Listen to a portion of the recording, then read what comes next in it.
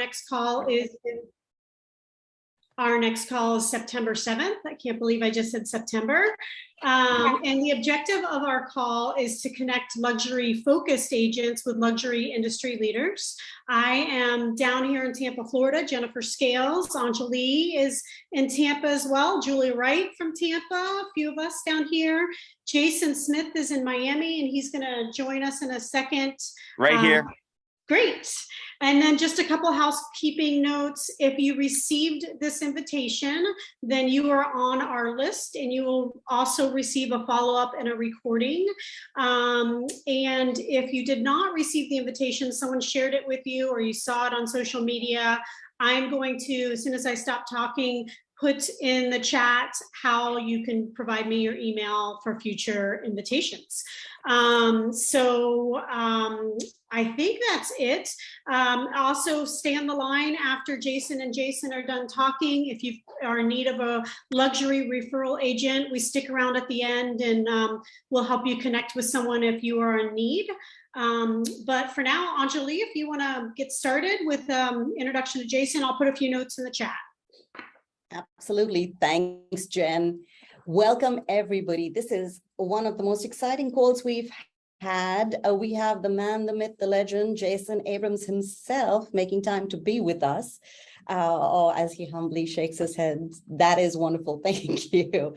Jason is head of industry and sits in Austin, Texas.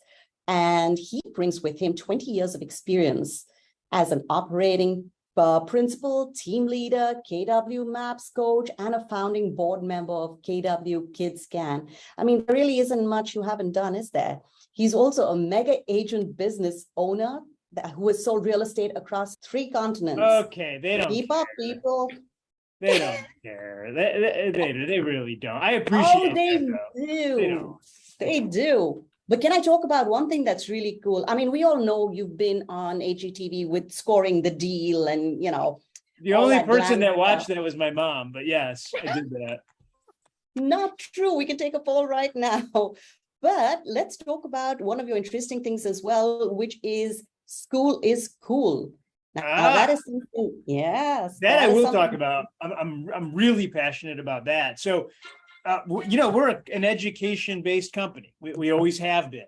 And Absolutely. The models and systems that we write drive the entire industry. And so now every single Thursday, we're doing the School is Cool call, where we cover our educational model. And then every single week, we're teaching a new tactic that we're hearing, all based on agent interviews. And it's all proven stuff. It's the call I'm most excited about every single week. What time is it on Thursdays? That is such a great question. And because I don't know the answer, Trisha, so we're going to find out and then let everybody know. We will post it. I think it's 11 o'clock Central.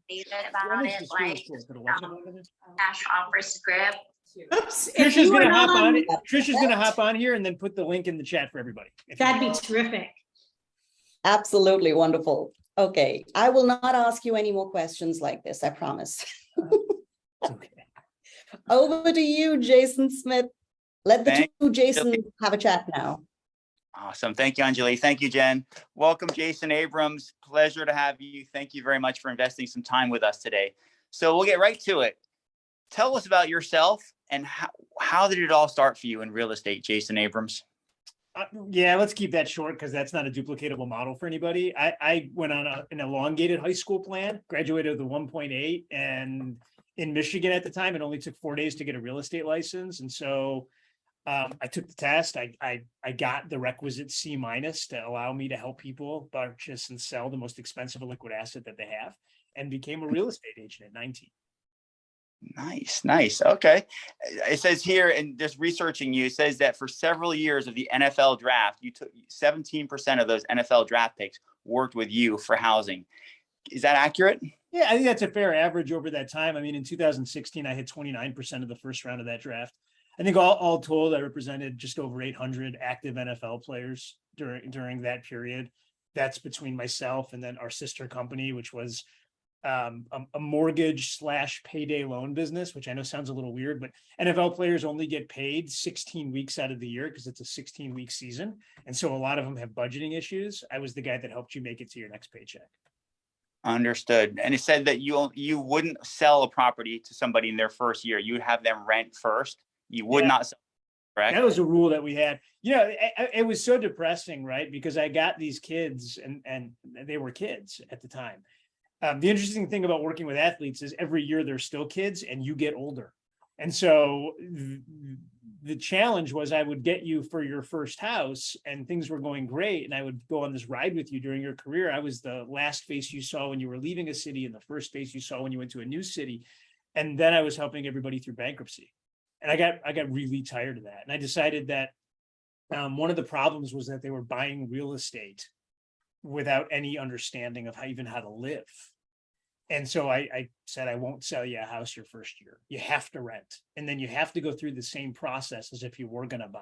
So like I used to run comps for rentals and make them look at the spreadsheets. And I had this misguided idea that would help. I managed to move the needle zero, and the bankruptcy rate with professional athletes actually went up during my tenure. So it was an epic failure. Wow. What an education, though, it must have been, that so much income coming in doesn't guarantee wealth in the end, and how to use your money wisely. Well, yeah, your income's not your net worth, which is huge for realtors because we're a stupid industry that celebrates a bunch of people for walking across the stage with absolutely no idea how much money they're actually making. And on one hand, I love that about our industry because we look for any reason to celebrate. On the other hand, I think that there are people that have trophies on their wall that are living below a poverty line, and I find that unacceptable because I want everyone to live a bigger life. And so the question isn't how much money you're going to make. That's a discussion about having a good year. The question is how much you're going to keep and then invest. And that's a discussion about a good career. So your net worth is not your income. There's a giant misconception about that, I think. Wow. What, and you saw that, how that hit me so cold. I remember I was being interviewed I was interviewing a real estate agent, a killer. And I said, so how many, she said to me, so I know that you sell a lot of units. Because at the time I was in business partners with a guy named Brian Gubernick and another guy named Brett Tanner. And so between us, we were doing small numbers now compared to the huge teams. We were like 600 or 700 units, which we thought was a lot. It's not anymore. And and I said, so how many units for you? And she said 8. And I was like, what do you mean 8? And she said, well, I think it's adorable that you count the number of homes that you sell. I count the number of properties that I buy in cash each year. This year, mine was 8. I remember like sitting back and all the courage drained out of my face really quick. And I was thinking, this is a woman who, she just inspired me, and I just never forgot that. Amazing. Not that there's anything wrong with counting units, by the way. For me, that hit me in the face that day, and it's still bleeding. We hear you and Gary Keller talking a lot about fiduciary versus functionary. And I'm just seeing by the way you operated, the fact that you wouldn't sell them a house their first year, total fiduciary relationship that you had with them, correct? Well, yes. And I mean, I'm into self-preservation. My business was largely based on getting referrals from sports agents and financial advisors. Financial advisors get paid on BIPs with assets under management, meaning when money leaves the account, they stop making money. So being the guy that says, I won't sell him a house the first year, financial advisors move emotionally closer to that concept. So I'd love to say it was all altruistic. It was a great business model. Something that all of us on the call can, take a hint or a tip in our business, fiduciary versus functional, right? Yeah, I mean, depending on how you're going to make your money, like just understand that the vast majority of people are willing to pay just for the functionary, because the general consumer is completely confused on the difference between the two. But the truth is, I believed, at least for me, and y'all sell more luxury real estate probably than I ever did. But the way that I thought about it was that if buyers and sellers are here and realtors were down here, there was all this space in the middle. And this space in the middle had to be filled by something. And you could call it mind share. In my mind, it was filled with the laugh group, lawyers, accountants, and financial advisors. That seemed to be the only general connection that all rich people had. And I was misguided at the beginning. for me, I was trying to find a niche behavioral trait. I was saying, well, what do rich people do? Well, they golf. Well, what else did they do? Well, they hang out at equestrian places. What else? Well, they travel. And yeah, sure, there are these connective tissues. The problem is golf never refers you a deal. You might get a deal golfing with someone, but golf will never call you and be like, yo, Jason, it's golf. Call so like that doesn't happen. But lawyers, accountants, and financial advisors will. And so my entire life was based around these three things. And I had a simple model for it. For lawyers, I decided to go all in on divorce. The average divorce attorney does 10 divorces a year. That means that the average divorce attorney is connected to a marital home that has to sell 10 times. But then each ex needs to buy or rent. So now you're talking 30. So now you're at 360. 20% of that is 72 deals a year per divorce attorney in this country. So how many of you had lunch with a divorce attorney this week to talk about something other than your divorce? And I'm always amazed at like no one raises their hand. And I was like, that's dumb. As far as I'm concerned, divorce attorneys are the asset managers of the wealthy.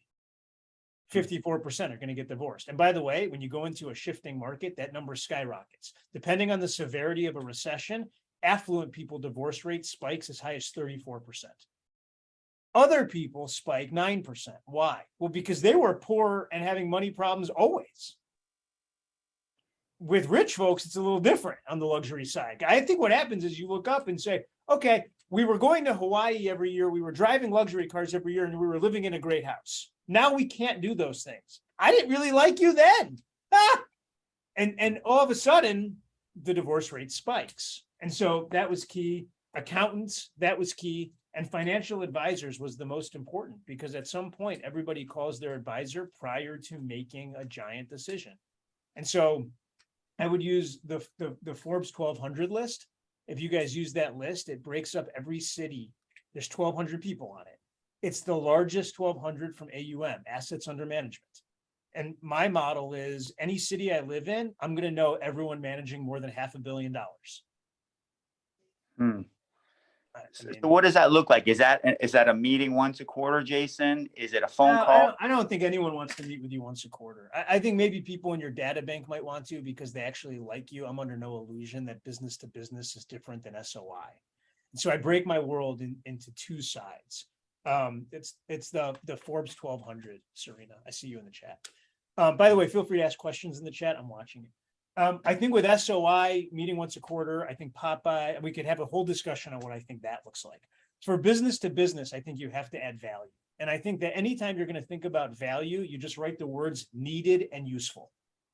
And so right now, if you thought about everything you're sending to your SOI, how much of it is needed or useful? I'm going to guess very little. No offense. It's just what my experience has been. And I think some of us are a little confused on what's needed and useful. I'll give you a great example. I got a postcard the other day from a realtor, and I live in what I would consider to be a luxury community. And it said it's the time of years to have your gutters cleaned coming into the fall. You know how I got the postcard? It's because my wife gave it to me and told me to clean the gutters. And I was thinking, well, this is shit. This isn't needed or useful. Like if I wanted somebody to send a list of stuff for me to do to my house, I can't imagine ever wanting that.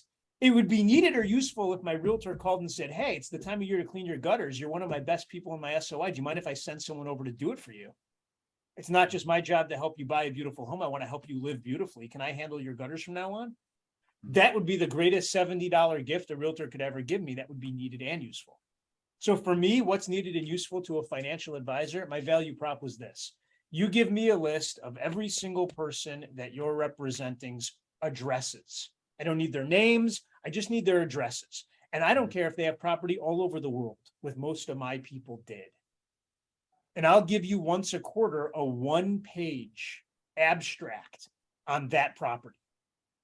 And my abstract was really simple. This is the property address. This is the legal address. This is when you bought it. I know you're going to think that's silly. Financial advisors don't keep track of that because they don't monetize it. And when you bought something gets forgotten the more and longer you live in it. Then what you paid for it. So every quarter you get to be reminded of what you paid for your house. I think that's important because after 8 years in a property, no one really remembers. They think they do. Then it would have a little section on property taxes. Here's where your taxes are. This is the trend up and down. Average in the neighborhood, the trend up and down, and then an estimated value for the property. And I would say, look, send me the list. Once a quarter, I'll give this to you. The value for the financial advisor is now once a quarter when they're sitting with their customers and they're going over all of the assets that they have in their portfolio. And they're waxing poetically on modern portfolio theory and all these things. They can also say, oh, by the way, I've hired a real estate expert to give us a one-page abstract on all your properties each year. This is what your real estate portfolio looks like. And my only ask is when they want, every one of those meetings, by the way, on a long enough basis ends with someone saying, you know what, we're going to sell the vacation home. Or I'm so glad we're actually going to get rid of that property. Or you know what, we want to buy our kid a property. And I just said, all I ask is that when that happens, no matter where the property is in the world, that I get a shot to have a conversation with your customer on that day. I'll never reach out to them outside of you calling me and connecting me on that day.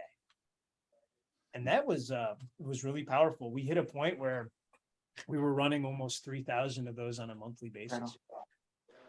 3,000 what? On a quarterly basis. We were doing 3,000 abstract pages a quarter. That was our primary lead generation model. Wow. Amazing. Amazing.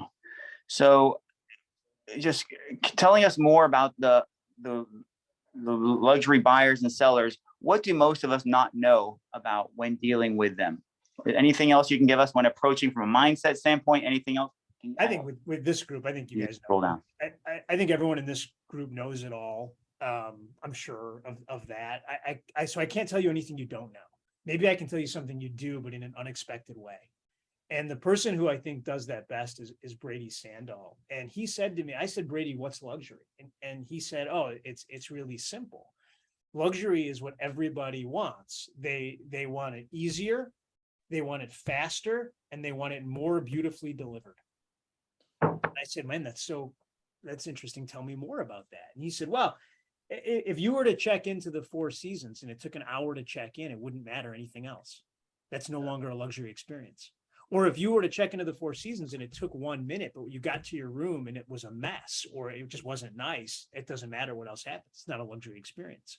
Or if it took a minute to check in, but it was difficult, meaning you had to hand to somebody your cell phone because they lost your reservation, all of a sudden it's no longer luxury. And it dawned on me in that moment that that's not luxury. That's just called human. Like if you're the person who wants things slower, uglier, and more cumbersome, just raise your hand now. Cool. So we all want the exact same thing. And I think the difference between luxury, quote unquote, and everything else is often found in the beauty by which it's delivered. I think that that's an afterthought for most of the planet. And I think it's the forethought for a luxury-minded person. Just make it easier, more effortless for the consumer. I just think you look up at every point in your business and you say, great, how can I make this faster? Cool. How do I make this easier? Cool. How do I make this more beautifully delivered? And it's in beautifully delivered. I want to get clear on that. You know that when you see it, and you can define it as two things. It's either a delightful surprise or a delightful expectation. Here's the truth. There's only two ways to get somebody's attention. Either tell them something they don't know or tell them something they do know in an unexpected way. And I want you to think about your own life right now in the essence of pleasant. When something delightful happens to you or something luxurious happens to you, I would submit to you that it always falls into one of those two categories. You didn't know it existed and it's a new experience. You did know, and it was done in an unexpected way that made it better. Better is either faster, easier, or more beautiful. And I know that I'm crushing you with simplicity, and you're thinking, I wish he would have said something that new. But I want to tell you that if you try to outsmart simplicity, you'll probably won't do anything anyone remembers you for. Gotcha. This is simple but profound. It's definitely profound. It's not mine. It's all Brady's. I took his whole shtick. None of that's mine. So let him know you think it's cool. Interesting. So in terms of likability, you said during the pandemic, when the pandemic was setting in on some of these big calls, that likability, that agents keeping it down to simplicity again, people will do business with people they like. We've heard it before, but can you talk more about that whole piece? I think that's it. I think residential real estate is a giant popularity contest. Like I'm waking up and reliving high school every day. I think people do business with people they like, and everything else is everything else. And by the way, everybody here that has like that giant operations binder, really valuable. I think that's great, but I don't think that's your business. I think that's your operation. The logistics of success, that's what that is, really important. But at the end of the day, the human principle that people do business with people they like, I don't see that changing. I think that's why no one swipes right to buy a house. And I think that's how we insulate in a people-driven business. And so if you wake up and you're in your 30s or 40s and you can't define the 100 people that know you, like you, and care about you, you should go do something else, because we're in a people business that's driven by relationship. Mm-hmm. And if you wanted to question and say, okay, well, then how do you define likability? And I would tell you that I would define it whether I'm selling $100,000 house or a $30 million house, which is the most expensive one I've ever sold. And now that's a low number if you look around the world. But I would tell you that it's all about that consumer having the confidence that you're the right person to shepherd them through the next phase. That's likability. Now, what tactic you use to become more likable, that we could talk about for the next 3 hours, because there's so many out there to do it. I think the next question is, how do you become likable at scale? Any thoughts on that? Yeah, I think you ignore the word scale. When I think of scale, I think of somebody who is trying to do 1.2 million units. So Gary's focusing on scale. I think for the super majority of us that are running luxury-based real estate businesses, I don't think you have to worry about scale. I think you have to worry about the number of units that you want to do based on the desired outcome that you want to have. So in the quest for more, run in the other direction. Actually know what you're playing for so that you know when you've actually accomplished it. That's number one. Number two, I think likability comes down to what you want to be doing. So if you're waking up every day and you're asking the focusing question, how do I force myself to do an activity that I don't like? I think that's the dumbest shit I've ever heard. I think there's an actual place for that. It's called prison. They'll give you stuff to do all day that you don't like. That's not what this thing of ours was supposed to be. This thing of ours was supposed to be this thing where you wake up every day as your own boss and love it. Because I'm amazed every day that I talk to realtors who wake up and say, I don't really like the activities I'm doing. And I'm like, well, then you're an idiot. You own the business. Okay, why would you own that company? And people look at me as if that's like a novel approach. And I'm like, well, let's look at it slightly differently. The things that you actually enjoy doing are probably the connective shared experiences with the people that you would want to do business with, because those are the people that would like you. Like, I'm just going out on a limb here. But for most of us that are trying to be in relationship-based businesses, it implies that you would be in a relationship. And so what are the core tenets of a relationship? Usually it's shared experience at some level. And so I take a kind of a human approach to it. Like, write down right now the 5 things that you love doing that you're not doing enough of. And here's the thing, the data is the data. Meaning if you loved playing tennis and now you're not doing it, write down tennis. If you loved playing golf and now you're not doing it, write down golf. Now here's what the data says. The data says, guys, you're doing the things you want to be doing. And ladies, you're not.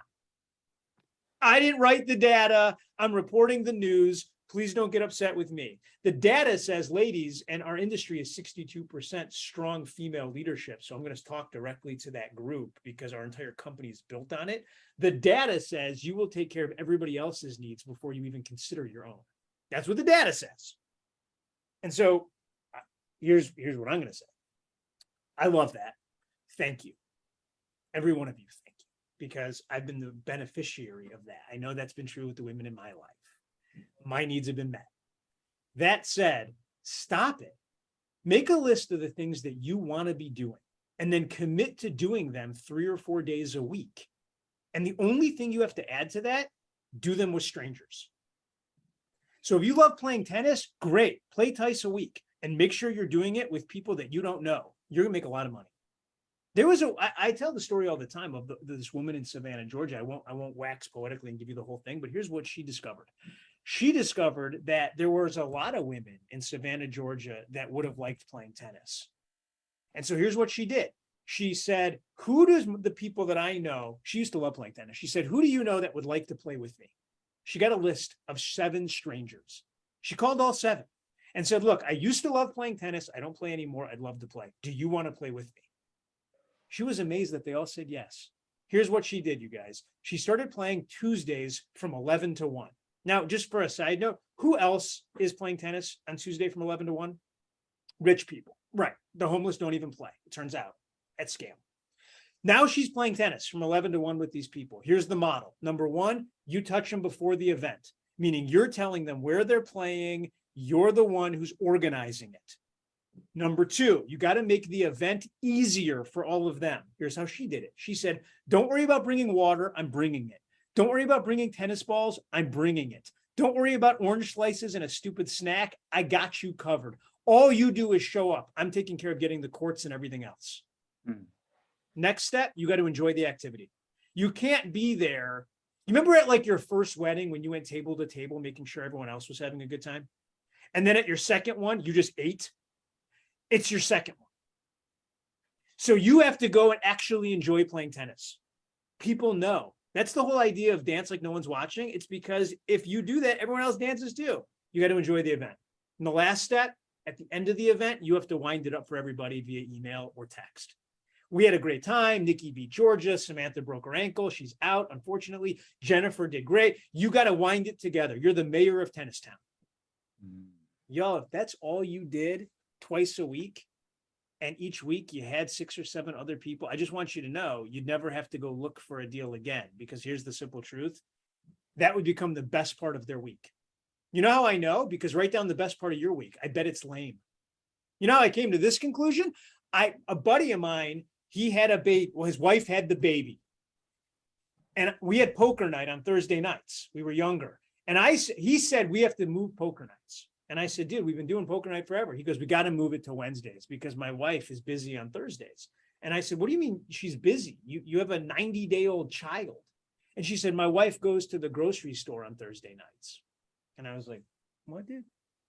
And he was like, yeah, she goes grocery shopping on Thursday nights, every Thursday night at 8 o'clock. And I was like, bro, she's not. You believe that? And he did. I said, I got you.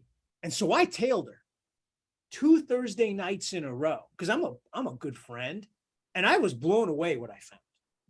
The first night I parked, I hit up the street. She pulled out. I came out 2 cars, a reasonable tail distance.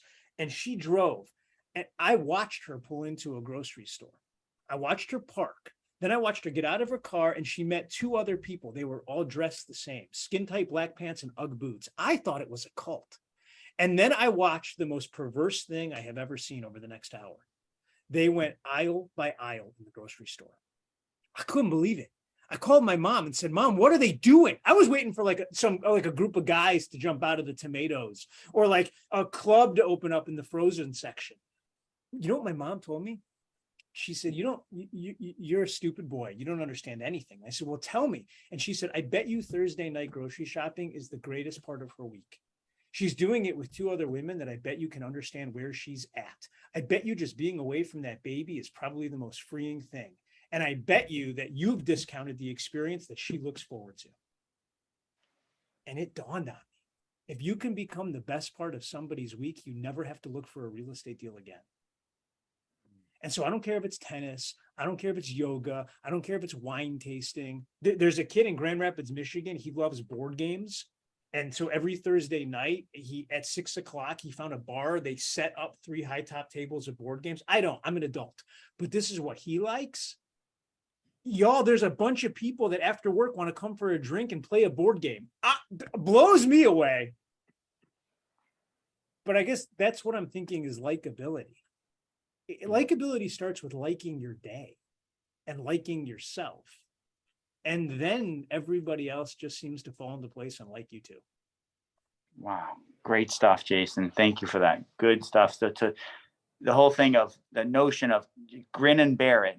And when it comes to lead generation, it's not necessary. Find something that you like, that you can become habitual with, that you enjoy, and that will just emanate from you. And you'll just have this tribe, this community that will gravitate towards you, is what I'm hearing you say. 100%. I'm always amazed. People are like, I love playing golf. And I'm like, how often do you play? And they're like, not enough. And I'm like, you should play 3 days a week with 3 strangers each time. That's 12 new people a week into the data bank. Make it better. Are you kidding me? Like, I can't understand that. This grin and bear it is so dumb. There's so many other parts of your life where you have to do that.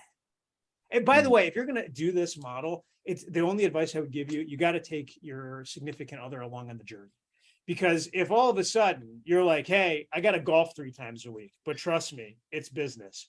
You're not going to win that. You have to explain the model, and you actually have to have a model. But it works for everything. I met a woman who does it with shopping. Once a week on Wednesday mornings, she put together, this sounds like the 7th circle of hell to me, but she put together a shopping group. They meet in the mall in the middle of the mall at 9 a.m. The only other people there are the walkers. They meet in the mall, and then they all talk about what they're going to go buy. And then they all go out for an hour and they buy it. And then they come back and show each other. What? Yes. Awful, but real. And by the way, it's not like they don't like ball 100 deep into Vicky's Secret altogether. That's not what happens. They self-segment. It's natural. 3 or 4 that like each other go together. 2 or 3 that like each other go together. And then they come back and there's this community. This real estate agent's like the mayor of Shopping Town. During the holiday season, she'll get 100+ women that'll join this group. It's the best part of their week. And here's what ends up happening. The amazing thing in that group, they ended up all becoming friendly, and then they started inviting each other to their life. And so now when you show up, they're like, what are you doing? Well, I'm buying a shower gift for Janet. Janet's in the group going to get something else it's just human. Wow. With 100 people on this call, it'd be interesting if we could get some feedback, what types of groups or tribes they belong to give the rest of us some ideas. Like one for me, like Toastmasters, public speaking comes to mind. I used to get a lot of business from that. Some people are avid sailors here in Miami. Dan Grebe in Orlando, he's the hub of his running network, marathon network over there in Orlando, to your point, and he organizes it. So he gets a lot of business: photography, wine tasting, some food pantry network. Start with your avatar, Andrew Bloom. There's no wrong idea as long as you have a model. And the biggest mistake I see is that people run out to do stuff and they don't have a model. And I get it, because doing is easier than thinking. Totally. You got to have a model. And the model is something I love at least twice a week with strangers, 1 contact before, do it like I love it, 1 contact after, make the event easier for everybody. And the overall goal become the best part of their week. What a formula. So simple, so much fun, and you're becoming the best part of the week. That's so fantastic, Jason. Thank you for that. Thank you. Real quickly, before we open it up to audience questions, you said that I read that you used to go to the Capitol Grill intentionally to order breadsticks and a glass of water, and you sit there for 2 or 3 hours with the intention of meeting these divorce attorneys and other professionals. Can you share with us, did you have a script as to how you would approach each person and break the ice? I wish I did. I wish I would have had a better model. Mine was just, and I've always loved it. I love lunch. I start with dessert. I know. It's just what I like, right? And so I didn't know any divorce. I was 19. I didn't know anyone with money. I grew up in a $40,000 house neighborhood. Like the one divorce attorney in my neighborhood worked out of it was like a office. Like you got divorced in his living room. And I had this amazing experience. The way that I found all that, I had been in the business for 6 months or so, and I had done 1 lease. And I was at this company with these awesome gold jackets. My mom had bought me the jacket, and I was struggling mightily. And the divorce attorney in our neighborhood kind of took pity on me and referred my mom a customer. I went to their house and I knocked on the door, and this guy goes, "Are you the realtor?" And I was like, "Yeah." And he goes, "Great. We hate each other, and we need to sign papers and sell this house."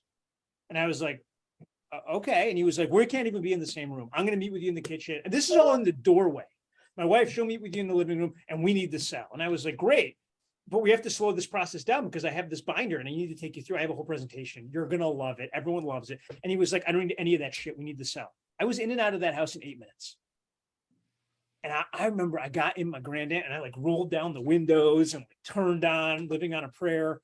Like Bon Jovi was, and I was like, "Oh my gosh, this is the greatest thing ever." So the next morning I drove back to that divorce attorney's office and I said, "Bro, dude, that was the greatest day of my life."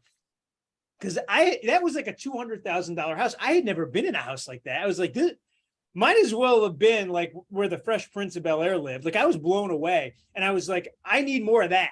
And he goes, well, what do you mean? And I was like, well, how many people do you have that hate each other that much? I need that. And he goes, I don't have any more of those. And I was like, how about people that are just genuinely dislike each other and are on the road to hate? I'll take that, because I think I can push them over the edge. And he said, no, I don't have any of that either. And I was so crushed. Like, imagine you think you have found the cure to the plague of poverty, only to find out that it's not duplicatable. And then I realized really quickly that this person didn't have more people that hate each other, but what he had was a business that was built on finding a disproportionate number of people that do. That was all I needed to see. And I'm not saying that that's the right answer for everybody. And by the way, anytime I tell that story, someone undoubtedly says, well, you're an ambulance chaser going after people at their most inopportune time. And I you're right. I 100% am. As a matter of fact, if I was a doctor and I thought that these hands could save people, I would be chasing every ambulance in town, because I would want to operate on everybody that I can help. Mm-hmm. And I feel the same way about people who are going through a divorce. If any of you have been through one, you know you need a realtor. And so you're not going to be as passionate about that segment. What I'm suggesting, though, is that you be able to define your model as succinctly as I can. If it's people do business with people they like, great. Give me the model to be more likable more often to more people. Mm-hmm. If it's I'm going to get business from attorneys, great. Give me the item of value that's needed and wanted that's going to help you get business to business. If it's I'm going to have a sphere of influence-based business, great. Show me the touches that yield the best response. Excellent. So many good nuggets, Jason. Thank you for sharing all this with us. Let's open it up, if we can, now to some questions here. Who has some questions for Jason Abrams, who's sharing his time with us today? Head of industry for KWX of Keller Williams. I don't have a question, but I have to say, Jason, that was awesome. I mean, the simplicity of that, mind blown. And I just love your deadpan, straight-faced, humorous delivery. Can we have you on every single time, please? I didn't know that this call happens so often. Would be honored to come back anytime. We're going to take you up on that. Weekly. We got a question from iPhone. That's me. I'm surprised that my contact information doesn't show up. It's Candace Rich, Birmingham, Michigan, same area as you. Hey, Candace. How are you? Good, thanks. I do something similar to your one-page report. I'm a former CPA tax attorney prior to real estate, and I do something similar, but can you give me that rundown again on what you included? Yeah, by the way, there's no wrong answer to what you include. So I just want to be clear. The model is just the information. The way that I got to mine was it was all information I was able to pull on public records. And a lot of it I pulled on that company that rhymes with Billo. So if I was doing it. You know what I was doing? I was only doing a CMA report. I love that you included the property taxes. And what did you, when you did the average in the neighborhood, what did you do? Well, if I was doing it in Birmingham, Michigan, I would do it slightly differently, which, by the way, would be comparable to like Summit, New Jersey, or that little cute town in every one of your cities that is disproportionately more expensive than everywhere else in the state. And here's the way that I would think about it. Like if I was doing it in Birmingham, I would be using the mill rates and I'd be explaining what the percentage is and what mill rates is, because I think there's a giant misunderstanding on even how taxes are calculated. Yep. If I was doing, your area is so unique because the houses are so unique. So I don't think an average price per foot would work. I would probably be doing something where I would say in the village, it's this.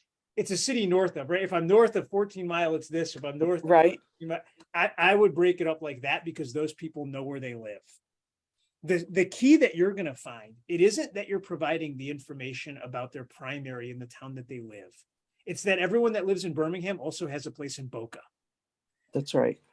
And the reality of it is there's no one that is piecing together rich people's financial information. They have a realtor in every city, which is a failed model. That would be like having you guys fill in the blank. You wouldn't. You have one financial advisor. That doesn't mean that you only have investments in the state of Michigan. It just doesn't. It's dumb. So the key is that no matter where they own real estate, you provide the info. And again, I would use property address. I would use when they bought the house. I would use what they paid for the house. All that's available, public record for everybody. You don't need a special access for it. Then I would go into what their property taxes are. Every single municipality has a free tax search site. Then I would instantly go into what I believe is happening in that community. It's either it's going up or it's going down, or it's neutral. Like that's easy to blink at, especially around taxes, because that's published. And then at what the estimated value of the home is. And by the way, if I was doing it at scale today, I would be using a VA to do all of that. And I would just come up with the model. Here's where you get the address. Here's where you get the tax info. I would have a VA do 100% of it. Well, that's great. I just hired one.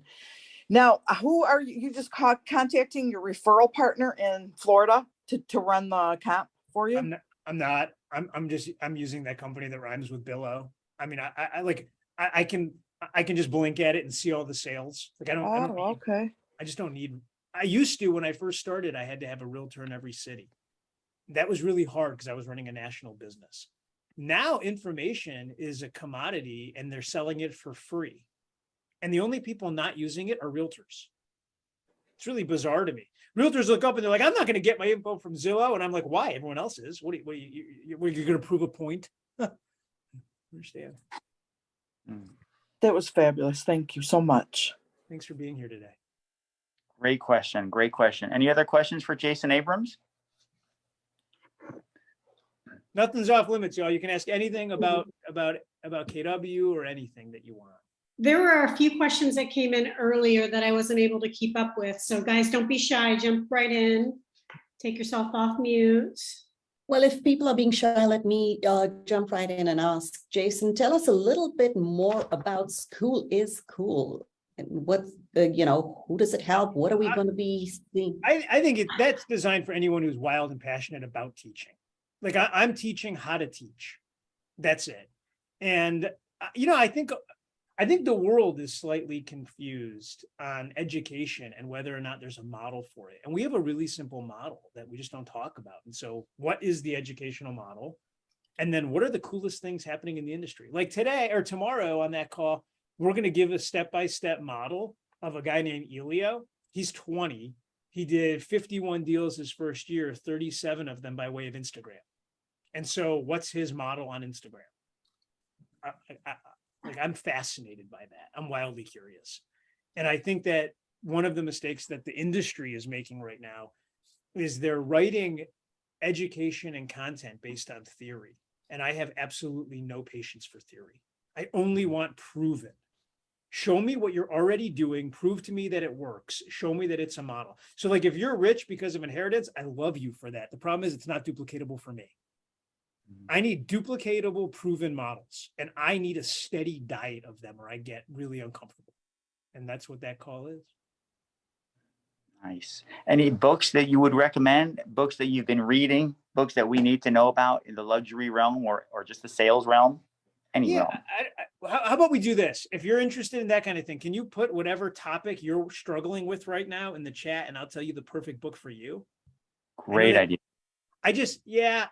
Because I think there's, that group of people that have read every book and yet, I think that's like intellectual tourism. And it's okay to be an intellectual tourist if that's your thing and that's what you enjoy. But I will tell you this, I think there's way too much reading going on and not nearly enough models and execution happening. What you don't need is the latest thinking on leadership, because guess what? It hasn't changed. And I think that's the problem. But motivation, if I was looking for motivation, I'd read the Motivation Manifesto. I think that's a fantastic book. It's the kind of one that you can open up every day and read. A book for new agents. Well, tell me more, Cynthia. This is going to sound like I'm a plant, but I'm not. If I was a new agent, I'd probably read MREA. I'd read the red book and I'd get the model, because I still think that the model is wildly accurate, and I'm still running a lot of businesses on that model.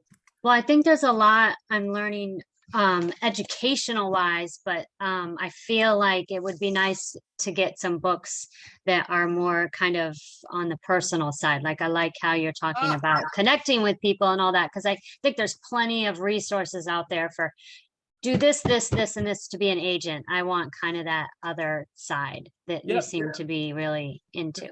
The first one that I would read is Exactly What to Say, because I think the words that move people into action faster with you than without you are the foundation of any sales business. The next one I would read is Simply Said. I think that's another great book on how to speak and what to say and when to say it. And I think the words we use are really important. For me, it's really important to feel understood, which means you have to master the art of speaking, especially in sales, because what else are you really selling? And then the last one that I would probably read is The Untethered Soul. I really like Michael Singer. There's a series of 3 books that he's written, and The Untethered Soul, I'll give you like the 1-minute version, which is right now, yell hello in your mind. And which is so bizarre, right? Because you can actually yell without doing anything out loud. And you realize really quickly that that insane, lunatic, crazy person that you walk around with in your head all day is just you. And how to navigate that, which, depending on who you talk to, would tell you is the secret to all enlightenment, which would get way too esoteric. But if I was a new agent, I'd want to read that, because I think this business is built on two primary types of relationship. Codependent, because we need customers and they need us, which, by the way, is a complete mind screw if you get into that. And feeling less than. And I think our industry makes a lot of people feel less than, because we're constantly comparing things in a non-comparable way, meaning the number of units that I sell has no bearing on your life. And until we go right at that, I think you have a lot of realtors that wake up every day and feel somewhat deficient. And they look up and say, well, you didn't do business with me. What did I do wrong? Nothing. You sold more homes to me. What am I doing wrong? Nothing. I wish I would have gotten clear on that 23 years ago. So Jason, that's such a big one, because like you said, many different numbers being compared. So the cure for that, would you say, is reading The Untethered Soul by Michael Singer? That can help that? By the way, if there's a cure to it, I don't know it. If there's a great first place to start by getting a little more understanding, I think The Untethered Soul is great. His next one, The Surrender Experience, is really good. Living Untethered is the third one. I think that's really good. If you like to listen instead of read, I would ask you to stop calling it reading. But I would go, and there's a great lecture series. If you listen instead of read, people that read are like, well, why don't you just say listen? I don't understand that. But there's a great lecture series. It's the Untethered Soul lecture series on Spotify. It's really enjoyable. Sounds great. Somebody wanted one on the metaverse. It's really hard to find books on the metaverse right now. The best one on the metaverse that I have found, here's the problem with that. Because it's so new, the only books that are written by enthusiasts. Like, we're at the point where there's books that are being written in people's houses about it. And there is one that's worth reading. I've read them all, and I'll get you the title before this call ends. I just don't see it in front of me. Jason, this is Mark Benson in Naples. The person that wanted the one on influencing people, again, I think that's difficult. It depends how you want to influence them. There's not like one book that'll teach you how to do that. The words that you use and then the way that you stay in touch will be the thing that produces influence. And so if I was going to influence through giving a couple of gifts to customers, I'd read Giftology. I think that's the best book out there for that.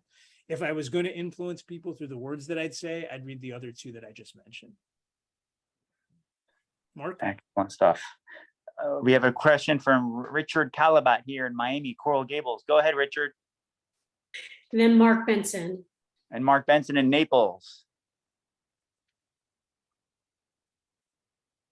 I think you're on mute if you're talking.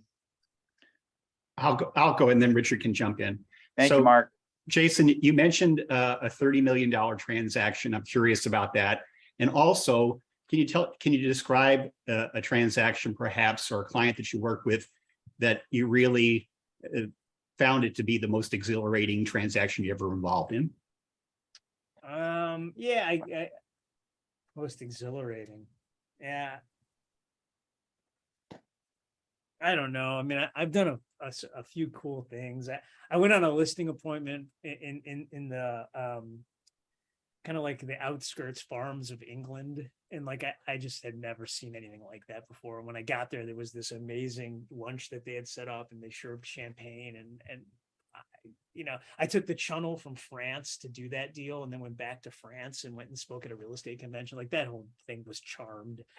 I sold, there's an EDM guy named Calvin Harris. And when he wrote a song with Rihanna that came out called Yellow Diamonds. And I picked him up in a limo in LA the week that song went big.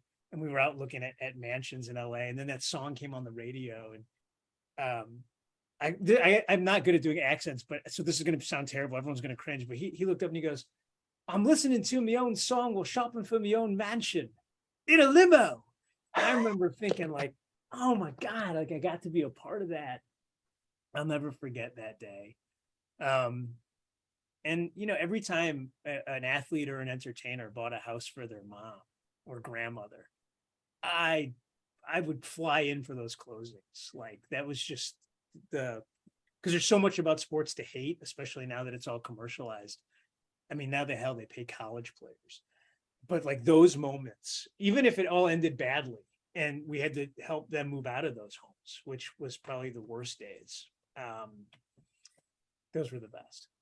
Exhilarating. Great question, Mark. Great. Ricky Calabat, Richard, Miami, Coral Gables. Yeah. Hey, thanks again, Jason, for being here and you're sharing your brilliance with us. Oh, hey, Ricky. So,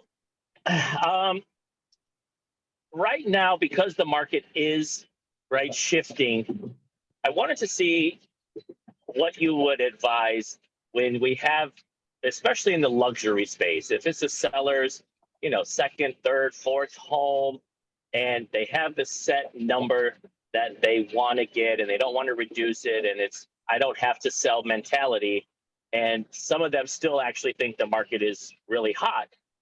And then on the flip side, you've got the buyers who are finally saying, yes, I'm so excited. Prices are coming down. I can't wait to buy that property that I wish I bought 2 years ago at 2 years ago prices.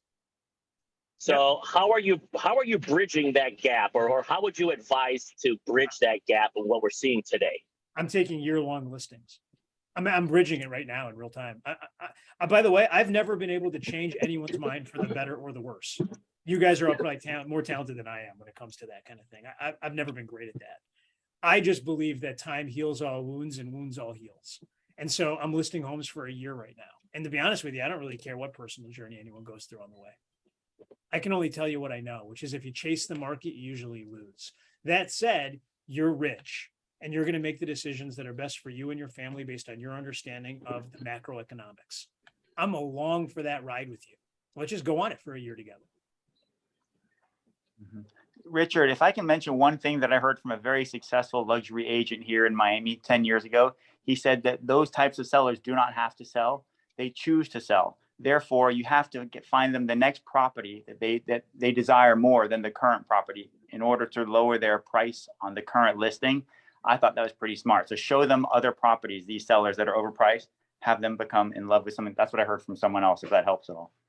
I think that's brilliant. I just never found a solution other than time that takes care of everything. And so if you don't have a model for everything, then everything becomes a one-off thought process. I got to go find this person, the perfect house, to make them make a move. I love that. Personally, I'm just not that good at this. I'm betting on time because here's what I know over the next year, everyone's going to get real clear. And by the way, I don't know anyone that thinks they know where this market is going, then you're far more talented than I am. I have no idea. I just know that in a year I'll know.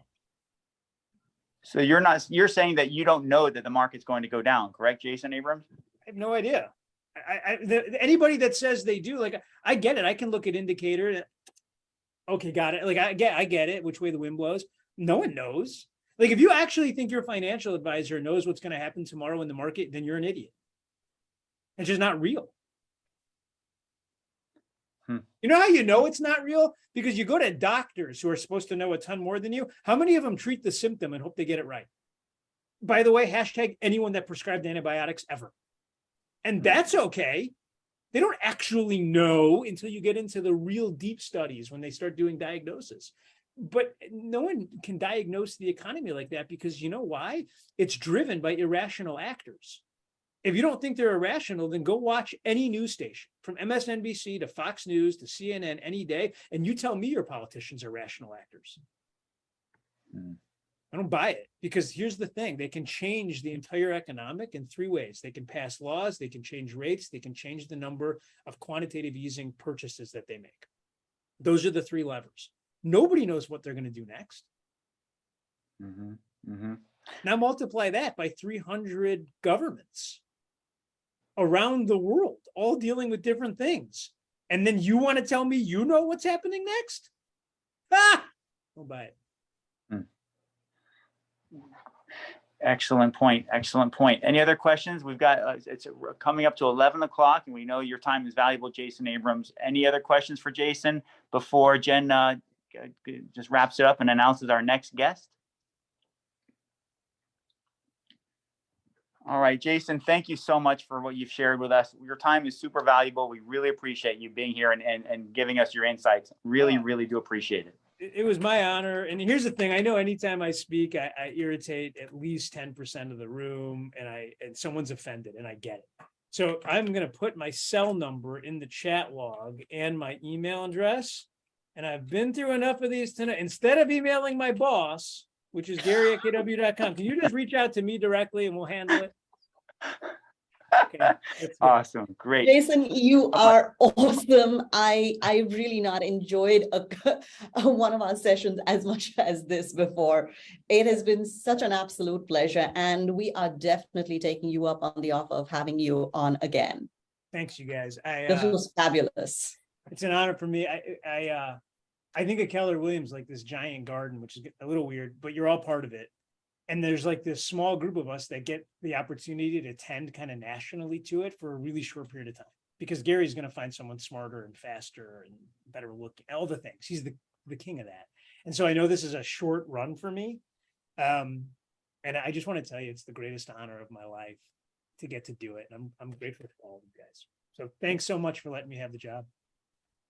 Thank you, Thank Jason. you so much. Thank you. Well, our next guest is Jason Abrams because he said he'd come back. Just kidding, Jason. We'll give a little space in between. But a reminder, I put a bunch of links in the chat to make sure I have your email address. It's the only way I can follow up. The call maxed out, so there are a lot of people that weren't not able to get into the call, and but don't worry. If you are on our email list, then you will get a follow-up and you can share the recording with your team. So make sure you're on the list, and my email's there if you missed the link. Again, we meet every first Wednesday at 11 o'clock Eastern time. So our next call is on September 7th. And our speaker for September 7th is the CEO of Cyberbackers. His name is Craig Goodlife, and he's going to talk to us a little bit about how to take advantage of resources and tools for luxury minded and luxury focused agents. So we're excited about that. Jen, I think the timing was great, Jen. You announcing this now right after Jason said to have all that work, handed over to a VA. So now we're going to tell you who the VAs are and how to get them. 100%. I thought timely too. It came up a few times. So again, I'm going to pop into the text, all Jason, Anjali, and my email address, and the link if you are not on our email list, so that's the best way to communicate, so that I can send you all the information, including information on Jason's Thursday call, which is called School is Cool. So I'll make sure all of that's wrapped up in the follow-up email. Anybody wants to hang on and talk about referrals or needs a luxury agent, then hang on for a minute as everybody else goes away, and we'll chat and see if we can connect you with somebody. And otherwise, we will see you guys next first Wednesday, which is September 7th. September 7th. Thank you all so much for joining us. And please remember, if you know of someone who can, who you think would be a good speaker to have, who would enlighten all of us, please, it would be our pleasure to reach out to them. Just send us the name. We would love to invite them on the call so then all of us can learn from them as well. Thank you. Thank you, everyone.